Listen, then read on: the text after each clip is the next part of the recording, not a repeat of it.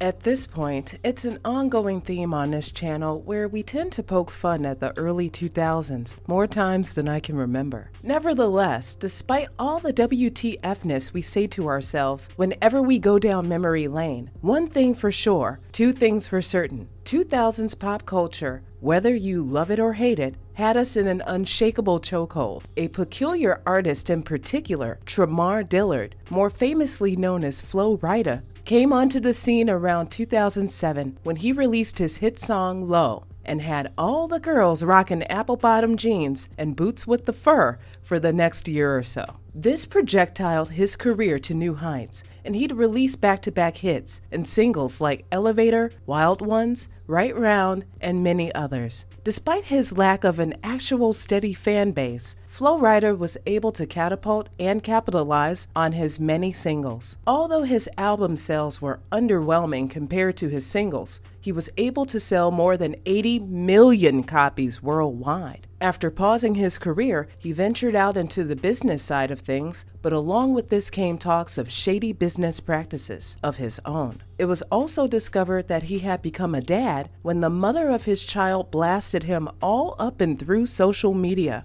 accusing Mr. Rida of being a deadbeat baby daddy, also accusing him of calling his own son an evil effing child before the baby was even born. We'll pause for the dramatics. I know I kind of threw you for a loop with that last one, but let's talk about it. So, whatever happened to Flo Rida? Pop rap artists have existed since rap became a mainstream genre in the 90s and even way before then. When we think of artists, more so rappers who sing on their own songs exceptionally well, we think of the likes of Drake or Nicki Minaj. You have artists like these, then you have artists like Flo Rida, who, similar to Nicki Minaj, was able to cross over to a more mainstream audience. Unlike Minaj, he hasn't really been able to cross back ever since. His debut hit single Low, featuring T-Pain, catapulted his career to extreme heights, and the song shot to #1 on Billboard's, becoming its longest #1 of 2008, with holding position for 10 consecutive weeks, further going on to break records for the most digital sales at the time of its release. Although the club banger had us breaking our backs on the dance floor, when it came down to it, his first debut album,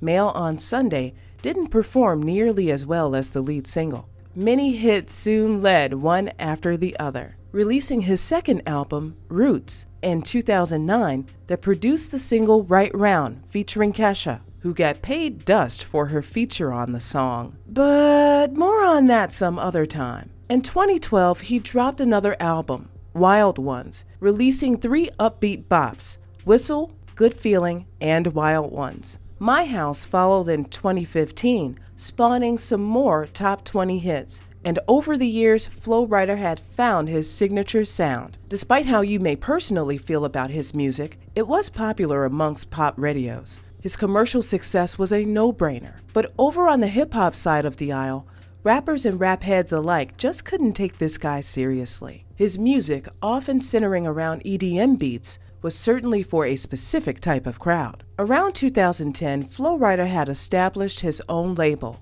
International Music Group. He'd signed the artist Black, who has since come forth to get some things off his chest. He went on to Joe Budden's Pull Up interview series and disclosed that during his 3 to 4 year stay at the label, he didn't see a single dollar. We went through shit that we weren't supposed to go through being at that label. In the 3 to 4 years that I was signed, I never did one paid show ever. And I did a ton of shows with them. I never got paid for any show. The only time I saw money was when I was like, yo, can I get something to eat?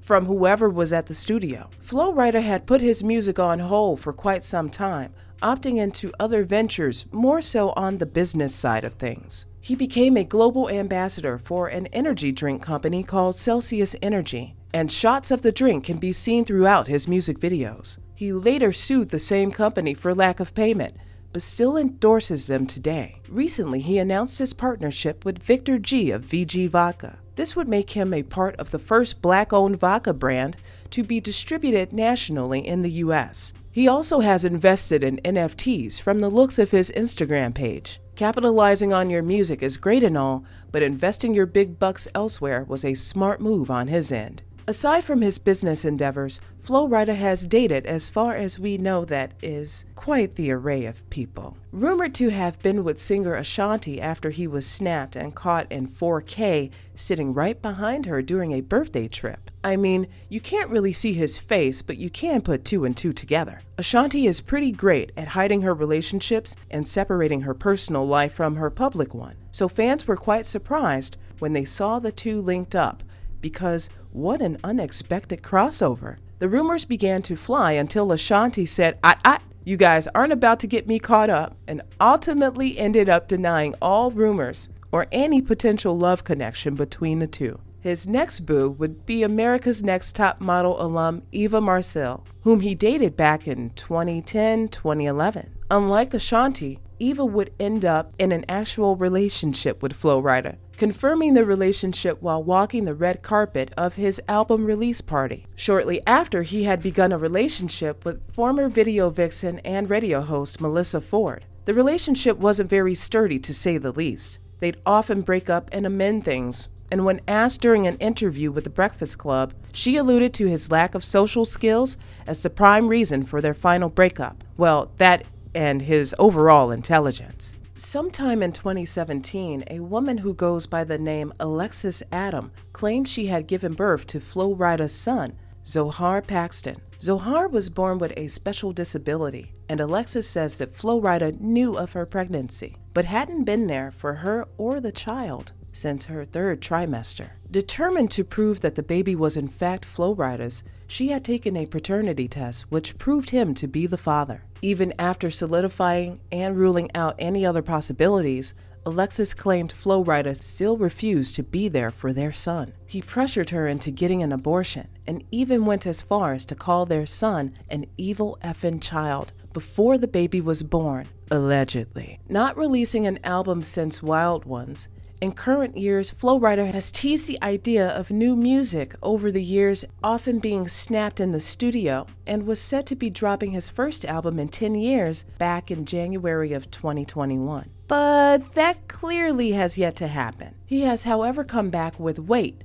released sometime in December of last year, and that pop rap sound we've come to know him for is still as evident as ever. Other songs he has released or featured on in recent years are Summer's Not Ready and Take a Shot and Make a TikTok by Nate God featuring Lil Jon. He performed at Eurovision last year, and as of today, from what we know, his net worth is worth an estimated $30 million. Whether or not his music is your cup of tea, his era of music was a part of a wave that basically defined the 2008 to 2015 circuit. Despite the albums themselves not quite selling as well as the singles, his singles alone were able to capture a target audience, despite Flo Rida himself not having a sturdy fan base whatsoever. A mystery in itself, many wonder how he was able to crack the top 10 in the highest-selling rappers of all time list. But to reiterate what I've said before, there's a market for almost every sound, and although he himself wasn't able to grasp a niche fan base due to his lack of personality within his videos and detachment from an actual audience,